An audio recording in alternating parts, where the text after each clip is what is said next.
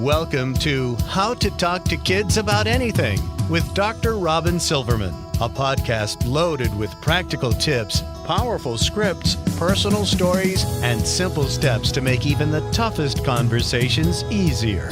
So get ready to get the information you need to make the impact you want from someone you trust, your friend, parenting expert, Dr. Robyn Silverman.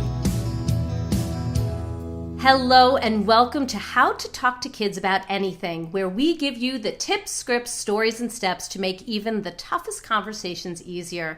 I'm honored to be your host, Dr. Robyn Silverman, child and teen development specialist, author and speaker, and most importantly, parent of two amazing kids who give me the opportunity to love, learn, and grow every single day, whether I like it or not. I get it. It's not always easy. We're in this together, and we have some really awesome people helping us along the way. Today, I am so thrilled to introduce you to my colleague, Dr. Sue Cornbluth, who is here to talk with us about a really special topic, building self-esteem, especially in kids who were adopted or who are being fostered, a topic that's really near and dear to me and my family as we adopted both of my children at birth. Now, Dr. Sue Cornbluth is an internationally recognized parenting expert in high conflict divorce and child abuse. She's also an author, TV contributor, and host of the Dr. Sue radio show, talking about real parenting issues in a real way, and that's streamed on streamcityradio.com. She is a regular mental health contributor for an array of networks and television shows such as NBC, Fox, and CBS. Dr. Sue has also contributed to several national publications. Her best-selling book, Building Self Esteem in Children and Teens Who Are Adopted or Fostered, is available now on Amazon.com. Now, we certainly have some very interesting information coming our way. And remember, while you may not have a child who was adopted or who is being fostered, you may encounter a child through your kids' friends, through your own friends, or in your family, or by happenstance, who could really use you right now. These techniques and scripts, while they're particular to children who were adopted or who were being fostered, they can be generalized to any child. Any child who is feeling different or alone or confused or just in need. And as you've heard me say, children express that they don't have at least 3 people to turn to in a time of need or challenge. And it's really left up to us to be one of the 3. So for those of you who are in the thick of it, and maybe you do really need information specific to self-esteem, adoption, or fostering, remember, it's never one big talk, but a series of little ones. So even if you've already had a conversation about this, maybe this podcast can provide you with 1, 2, or 3 extra nuggets that you might not have thought of and that you can use when the topic comes up again. So now is the time. Let's turn our attention to our guest of honor for today, who has taken time out of her busy schedule to inspire us and give us some concrete tools that we can take away, we can use today, or just when we're in need. The very fantastic Sue Cornbluth. Thank you so much for joining us, Dr. Sue, on How to Talk to Kids About Anything. Thank you so much for having me on today. I'm so happy to be with you. Oh, well, we are really excited. This is so exciting for me because it's very near and dear to my heart. It's something that I deal with on a daily basis. But before we get into the meat of the matter, for those of you who haven't heard from this fabulous Dr. Sue, maybe people haven't had the opportunity or pleasure to meet you, read your books, or hear you in the press as an expert, would you just take a moment to tell us what gets you up in the morning, what are you passionate about, and why in the world the topic of self-esteem in children who were adopted or are being fostered? Well, first of all, the first thing that gets me up in the morning is about 3 cups of coffee. Get that. Okay, yeah. And then I am on my way of a day of passion of empowering people to, 1, be their authentic self in certain situations, especially in parenting, and giving them the tools that they need to get through a lot of traumatic situations that they may be going through as a parent in their lives. I began my career working with children and teens that have been abused and were in the foster care system. Mm-hmm. And that really spoke to me. In fact, it was the most rewarding work I have ever done in my life. Oh, because I can imagine. These are kids that didn't understand why this was happening to them. And, every kid that I've ever worked with that has been abused has one thing in common, and that is low self-esteem. Okay. All right? So I felt that it was my mission in life to empower these kids, to let them know that it's not always the experiences that define you in life. Experiences are things that happen to you in your life, but it doesn't have to define every single aspect of who you are. Mm-hmm. That you can go from becoming a victim to a survivor. So my role was to build their self-esteem. That's how I saw myself in my role with them, by creating a sense of belonging with them, by helping them to find in their life things that they were good at and passionate about, that they could soar in. And to let them know that just because this has happened to them doesn't mean they don't have the same opportunities that others can have in their life. Oh, this is really very, very important, the work that you're doing. And I am sure that those kids who came into contact with you really found you to be a friend. There's so often kids who are going through the foster system, especially, they have had a lot of experiences where they feel like they've been cast aside or devalued or made to feel inferior. And sometimes I know we get into this work because we've experienced it firsthand, but other times we get into this work because maybe a child inspired us. Was there one particular child who inspired your work, or many? There was one particular child that inspired my work who actually wrote the foreword of my book. Oh, great. And we stayed in touch for, well, now I think it's been almost 15 years. She was a child that was put into the foster care system at the age of 9 years old. And she went from foster home to foster home and never really found her place in life. But when she came into my office that day, I will never forget this. She was full of rage, but I saw something in her. And it was this determination to have a better life than she did. And she taught me all about this. She said, we don't like being called foster kids or adopted kids. We don't go around calling you regular kids. Thank you. Well said. And I began to think to myself, you know what? You're right.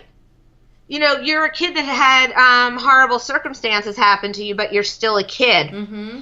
She wanted to become more than she was told she was going to be. Mm-hmm. Mm-hmm. And her and I built a relationship together where we had to build trust. Yeah. And I write about this in my book, and what I call this is a corrective emotional experience. And what that is we all want to have the best upbringings by our parents, okay? And we want them to be our best role models, but the truth is that they're not always our best role models in many situations. Right. That doesn't mean you can't get what you need from somebody else in your life.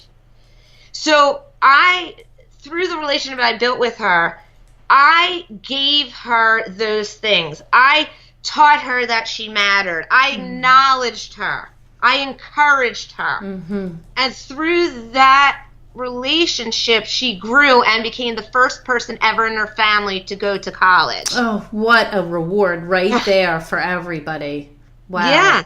Yeah. So I learned through her the techniques to make this happen. And I felt it was my duty to educate professionals, parents, anybody that's working or has an adopted or foster child on how to do the same corrective emotional experience. I love that. I love that terminology. And since we adopted our children and actually have many close friends who have adopted one or more of their children. I have some very close friends who grew up in a household where children were being fostered. And this is a topic that's really both of personal and professional interest to me. Mm-hmm. Why is it so important for children who were adopted or children who are being fostered to work on their self-esteem? Why this particular group? Well, I think this particular group is most important because, I don't know if this is true for your children, and they may be too young at this point to realize this, but one day they're going to grow up and have questions. Oh, sure. We have lots of questions. Yeah, I'm sure they do. About where they came from, who their birth parents are, things like that. And, a lot of times in our society, there are stereotypes or labels put on people. And, if somebody comes up to a child and says, oh, you're adopted, that can make the child feel horrible inside. It can. And this happens a lot. And so that lowers a child's self-esteem. But if you start young, and if you've adopted your child from birth, okay, you start talking to them very young. Well, we started at infant, we started the first day because we wanted to practice. Yep. I think it needs to become so natural. It's just part of their story, part of who they are, part of who you are. We have pictures everywhere, and we talk about it constantly. So it is no big thing for us. No issue. You know what, my dear, you did it right. Thank you. That's good to hear. I mean, it felt right. We have an open adoption, so for us, we are blessed with the most beautiful birth parents ever. I mean, we just love them. We love our birth family. We talk, we share, and I feel so grateful. And I know not everybody has that situation, but I feel really happy that we got rid of that fear of keeping the door open that so many of us rightfully have, because the news and what information is out there can scare you completely out of that. But because of that, I feel like my kids are able to ask questions that I actually can get the answers to, and I'm thrilled to be able to just text my kid's birth father or text my kid's birth mother or talk on the phone with my kid's birth grandmother and be like, can you tell me what this situation is about, or do you have a history of this? So it's been, it's really a great situation.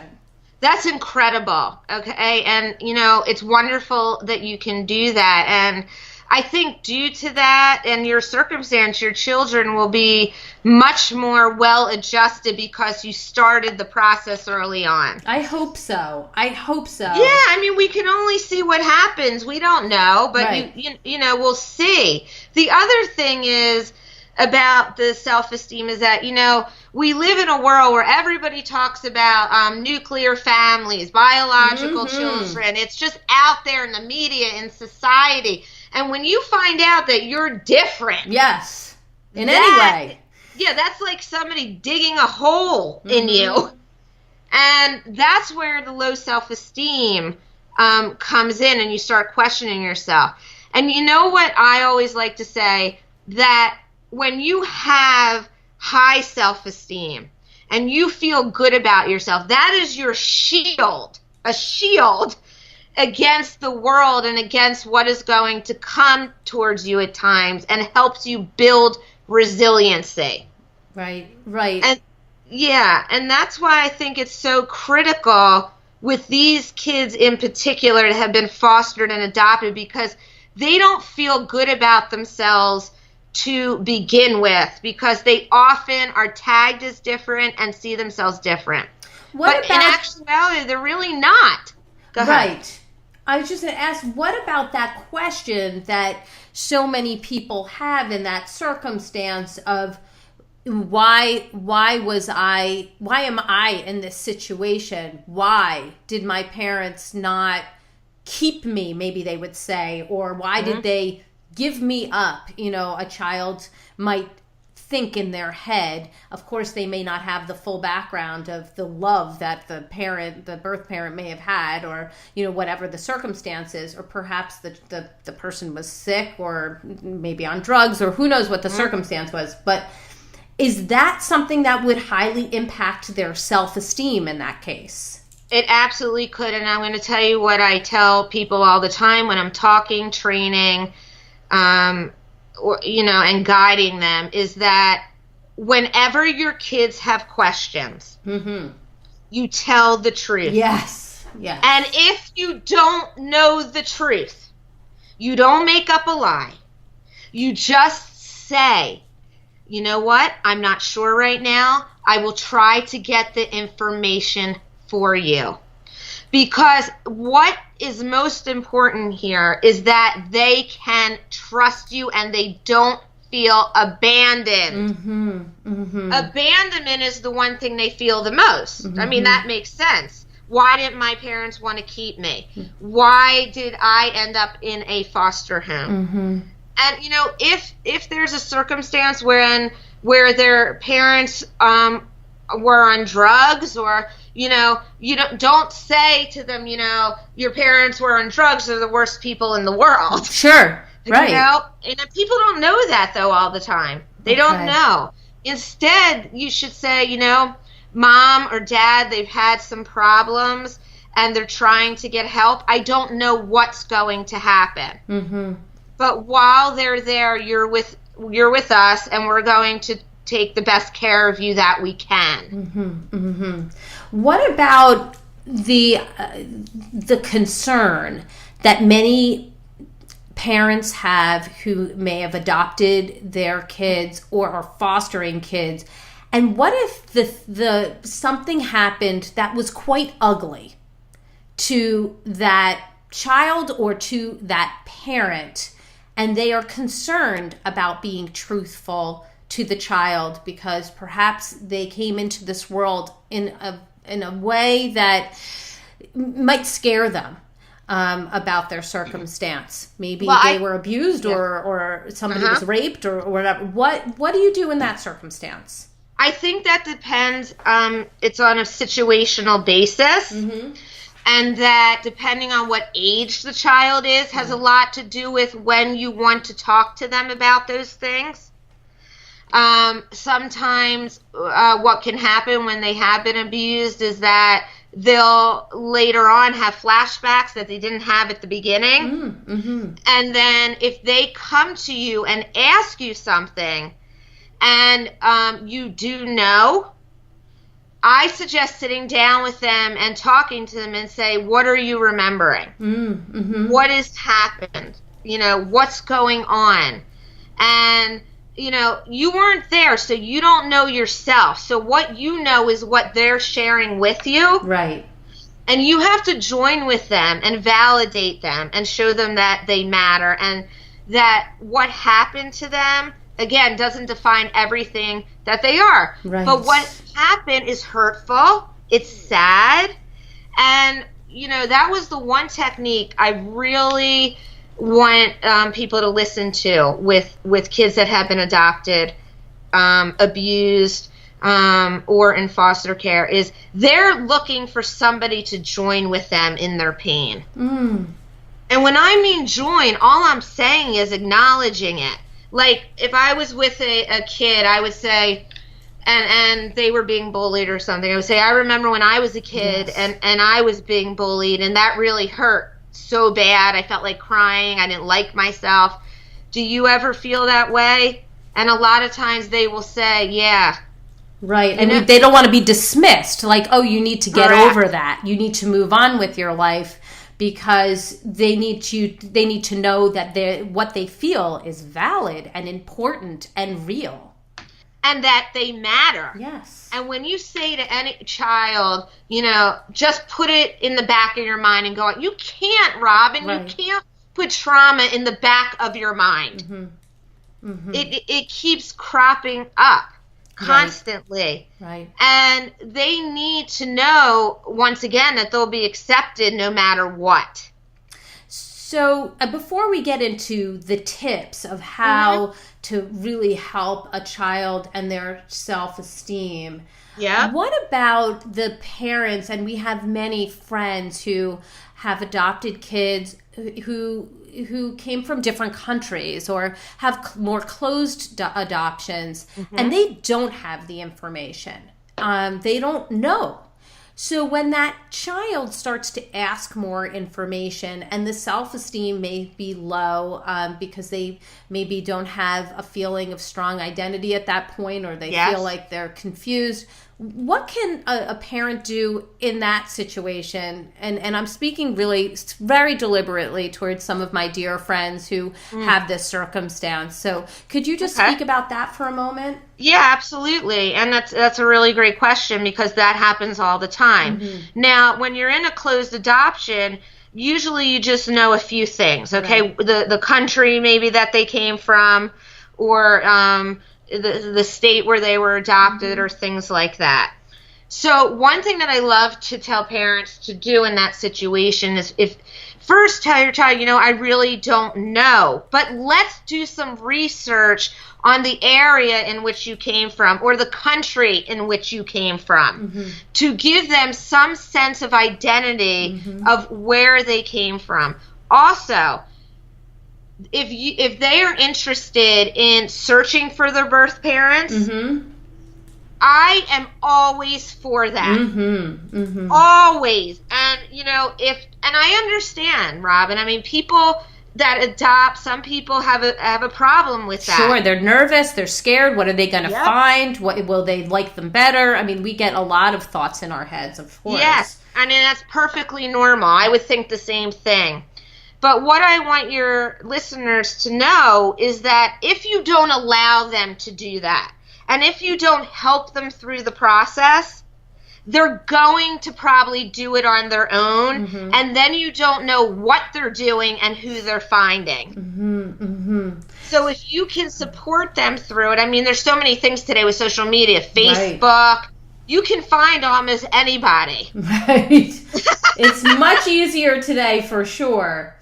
Yeah, but be a guide with them. Show them that you're supporting the child through this, because without their birth parents, you wouldn't be a parent. Right. We're so grateful, and we have to be grateful. Exactly. And it's not so much about the circumstance, but look at this child that you have the opportunity to enlighten, to teach, to guide. Right. So all of you is in this child as well, but we can never forget that they have, I'm saying, two identities. And they need to merge together for the child to feel whole. Now, that can be done in many different ways. It doesn't only have to be done by finding the birth parents. It can be through history. As well. Or doing a book with them, a life book, something like that, where they can trace that where they were born, to whom, or if they don't know, the country. Okay. Things like that. Okay, this is all extremely interesting, and I think very important for everybody to hear. I love what you said about really being a guide and being a supporter in helping them get the information that they need, considering that that's advice we would give them regardless of what the topic was. A child comes to you and is asking about sex or drugs or really any difficult topic. If you shut down that conversation, they're still going to go and try and get that information. And now they're going to try to get it from somebody else who may not represent your values the way you would want them to go through it, or provide them with the support that they really need while they're going through something that could provide them with some difficult things to look at. Yeah, I mean, I agree with you on every point that you said there.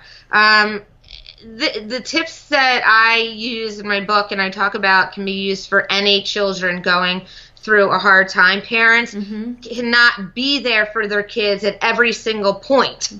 Absolutely. And sometimes, you have to just set things up and hope your kids will use the scripts and the tips that you've been giving them. Correct. And just hope that when you're not there, they've got the information they need. So let's actually get right in there. And so if we have a child in our life who is going through a difficult time, or who was adopted, or who is being fostered, or is dealing with whatever issue that they may be dealing with and feel alone and their self-esteem is low, what are, say, 3 important ways that a parent or a professional, a teacher, an educator, a coach, can help increase that child's self-esteem? Okay, well, I'm so glad you asked that, because this is something I talk about all the time, and there are 3 essential tips. All right. That I tell people they have to do for kids, okay? Yes, I'm ready. 1, you have to show the child that you can be trusted so they can trust you. Okay. All right. Now, what I'm talking about there is I am encouraging you to be the best role model that you can for your children. So when your children are watching you handle a specific situation, say you're in an argument with somebody, okay? Mm-hmm. And I mean, conflicts happens with all kids in all kinds of situations, even with adults. Right. You have a choice at that moment. You can stand there and curse the other adult out. Yes. Or you can stand there and try to have a conversation that is calm. Mm-hmm. So when kids at a very young age are sponges, okay, they soak up information and they imitate what their caregivers are doing. Monkey see, monkey do. Amen. So what happens is when they're watching, they're going to pick up on that. And they're going to learn from that how to behave or how to act in a conflictual situation. And if you're screaming at another person, they'll pick up on that and they'll do it to somebody else. But if you're calm and collective, they will trust in the process that you are doing, and they will follow in your footsteps. Lovely. Love that. Yes. Yes. All right. The other thing is so important. Yeah. You must let your child know they matter and they are special in some way. Now, in this particular population we're talking about today, the adopted and foster kids, it is so critical that they know they matter. That's all they want in life, is to know that they matter to somebody. Okay, because they feel oftentimes they did not matter to their birth parents. Oh, that's heartbreaking. I know it is. But guess what? You can change this. Find something in the child that they are really good at. And invest your time and energy in that area, spending time with them and doing things with them. Spend quality time with them. It's not quantity, Robyn. Right. It's quality. And they will know that they matter. And if they believe they matter to you, that higher their self-esteem and it makes them matter more to themselves. When somebody believes in you, you begin to believe more in yourself. And you do that through encouraging, being there, and acknowledging. And also by letting them know that they are worthy. Because they have felt rejected most of their lives. Okay. And that turns into also letting them know that they're valued. Right. Value, you want to feel valued, right? Absolutely. Everybody does. Correct. And many foster and adopted children grew up in an environment where their own parents did not value themselves. You know, they didn't value themselves enough to get the help that they needed to be a better parent to their child. So in that respect, the child needs to know that they are valued even when they mess up. I got to say that again because I am so about teachable moments. When a child makes a mistake, it is a time for a teachable moment, not always punishment. Right. When you punish a child, they'll often come back and do the same thing again. But if you sit down with the child and talk to them about why they did that certain thing, they can then talk with you and learn how to do it differently. Right. And when they learn how to do things differently and they see that they get a reward from doing that instead, they feel better about themselves, and you, the parent, becomes the corrective teacher. I love that. So can you tell me then, let's imagine that there is a child right in front of us. Okay. And that child comes to you or is in front of a parent, and we're talking about a child whose self-esteem is low at the time, maybe it may be because of a history of, maybe they went through a foster system, and maybe they've been they were recently adopted, or maybe it's some other thing that has lowered their self-esteem. So what is it that you can say? What is the conversation starter, or what is the phraseology? What can you say to this child who is sitting in front of you that can then help move that conversation along and maybe help to change their opinion of themselves or the situation they're in? Okay, so what I like to do in those situations is always have the conversation, usually at a time which is not a serious time. Okay, when they're involved maybe in something else, or just even watching TV, because kids are often more open during that time. Okay, because when you say to a kid, I want to sit down and talk to you about stuff, they get scared. Yeah. Okay. What did I do? That's not the best time. I had a case where the kid came to me and he said to me, I'm really feeling different than other people, and I've been told over and over that I am different, that I'm not like the other kids. And I said, first of all, I said, I'm sorry that you had to go through this, but why do you believe what these other people are saying about you? And I say to myself, people say things about me all the time, but I know who I am. And I'm wondering if you know who you are. So can you tell me who you think you are or who you want to be? And then I say back, it has taken me some time to define for myself who I want to be. But I have to be true to myself. And then I say to the kid, do you like who you are? And the kid said, I do like who I am. And then I said, then why are you going to let these other people take that away from you? You see, self-esteem comes from within. And it comes from without as well. But when you own it from within, it's yours. It's genuine. And if you really feel good about who you are inside, then the other stuff from the outside will not matter as much. So I like to ask the kids, can you make a list of things that you like about yourself? And then I ask them, why do you like that about yourself? And sometimes I even ask them to make a list of things they don't like about themselves, because we can always have room for improvement. Right, of course. But I want every kid to get to know themselves and define who they are on their terms. I love this. And I also feel like when they are able to talk about themselves, what they love about themselves, maybe some areas that they feel challenged that they'd like to work on, and maybe we could even do some benchmarking and goal setting with them on that.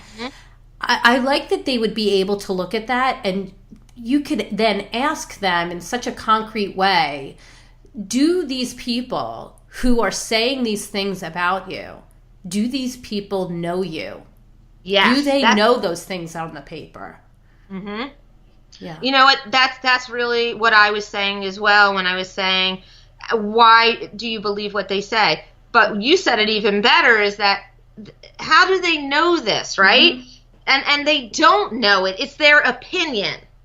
Right. They don't know you. Do they know that you're a great gymnast? Do they know that you write at night and that you love, to draw? And do they know your gifts? Do they know these things about you? No. I know these things about you. Yeah, but they don't. They don't know them, but they get to say these things. I say the same thing to my own kids, who are, maybe getting off the bus or have been at school that day, and so said this or that. Do they know you? Is this what they're saying? Is it true about you?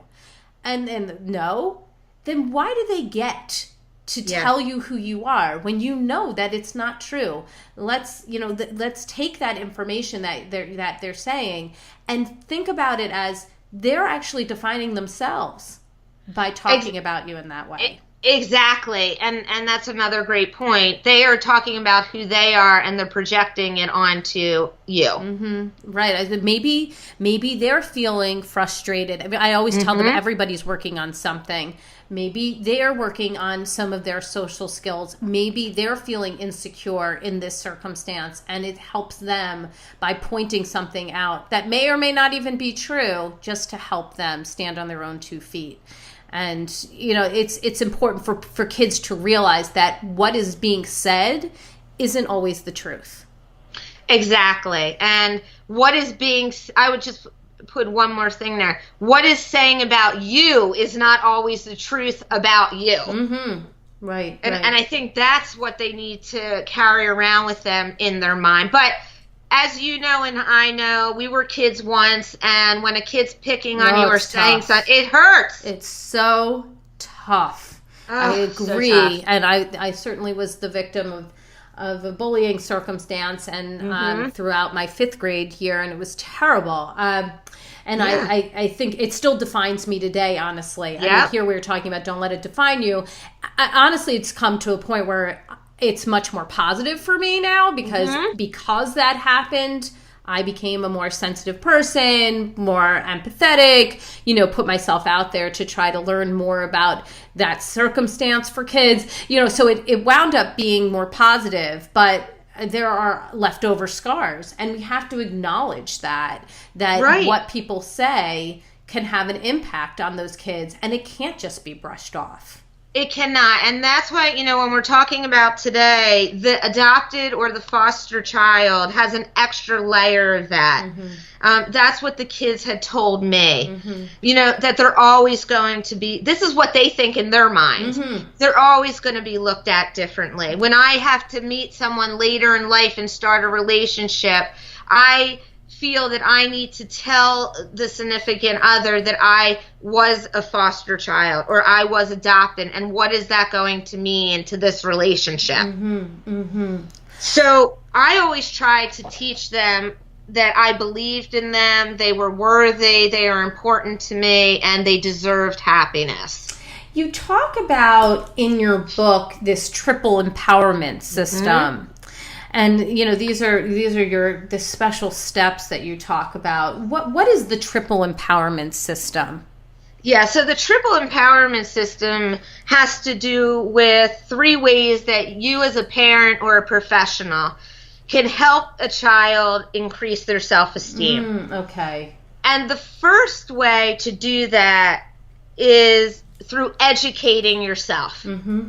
I don't care if you're a biological parent, a foster parent, or an adopted parent. We all need education at some times in our lives. Right.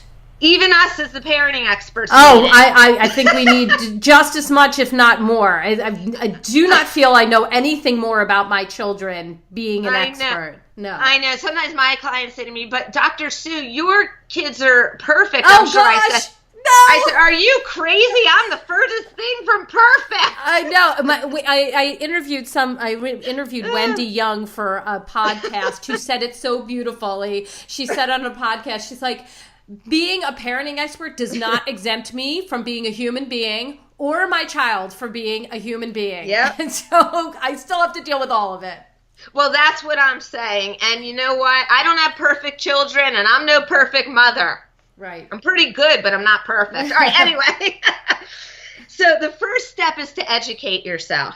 Okay. And really what I mean by this is when you are bringing a child home from the hospital or you're bringing a 9-year-old into your home, you need to educate yourself on the adoption process, on what is going to occur after you adopt this baby, how you're going to care for the child, what books you're going to read to them at an early age, how are you going to tell them they were adopted. Okay. So I want people, there's so much stuff out there on the internet, you can listen, read books, whatever. The other thing too is when you're adopting a foster child that is older, usually they will come with other issues. And it's important that you do not have a false reality of what is going to happen here. Okay. Because what ends up happening sometimes with that, which is so unfortunate and breaks my heart, is that the kids come into the home and the parents aren't educated enough and can't handle it, and then they have to send the kid back into the system again. Oh, that's terrible. Okay, I get it. Yeah. All right. The next step is to embrace the child. Okay. Embrace. And what I'm talking about there is unconditionally accepting this child into your life. I am not the type of person or parent that believes of putting conditions on children. So of course, conditions like going to school and doing your homework. But what I'm talking about is you have to love me or do this or else I'm going to withdraw my love. Right. Okay, so I believe in embracing the child, getting to know the child, getting to know their dislikes, their likes, and surrounding them with things that make them comfortable. Okay? Helping them to form healthy attachments, helping them to build their self-esteem, being a good role model for them, embracing them. It's almost like you're hugging them and you're going to give all the best stuff of you. Right. Okay. But that doesn't mean you don't mess up sometimes either. And then the final step is empowering. Now you have your knowledge. Now you have an understanding of how this child is. Your child is. And you take all of that and you live your life. Empowering this child to be the best that they can be. But one more thing I'd like to say is that I want people to realize, too, that you can never give others healthy and high self-esteem if you don't have it yourself. Good point. And that's in my book. And I have people take a little, survey in my book, checking off, do you have this? Do you have this? Do you feel good about yourself? Things like that. Because if you're not in a good place yourself, then you cannot help another person build high self-esteem, especially within a child.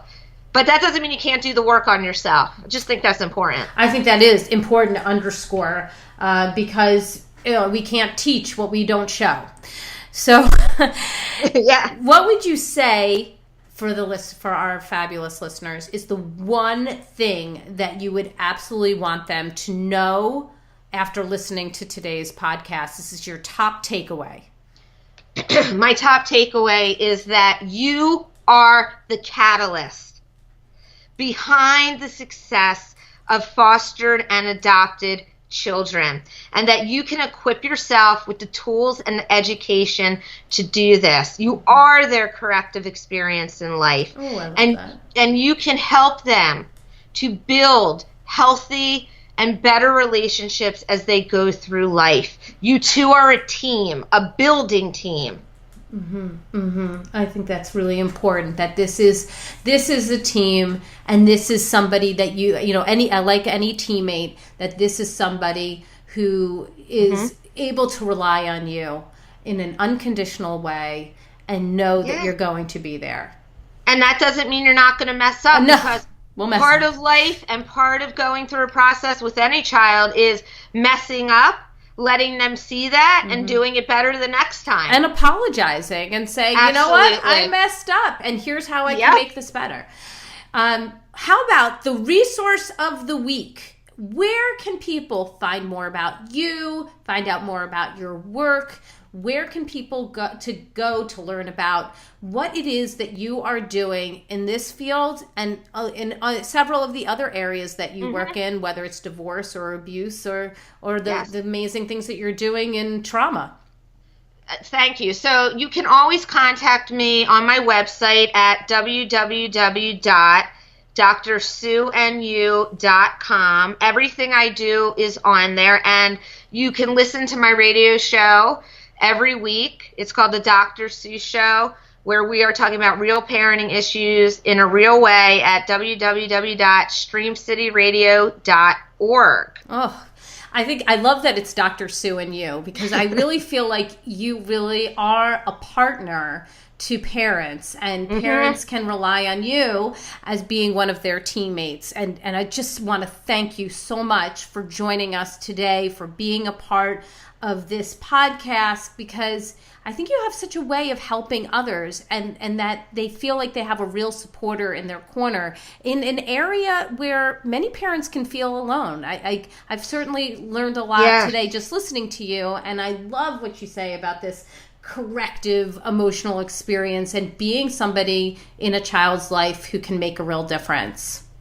Thank you so much, and I enjoy always working together with people, because I feel as though none of us can move forward in this life alone. Absolutely. You said it. Well, many thank yous to you. I've got my takeaways, and sweet friends, I hope you have yours. Let's discuss them. Come up onto Facebook. Go to drrobynsilverman.com or go to facebook.com/drrobynsilverman. You can get me on twitter.com/drrobyn.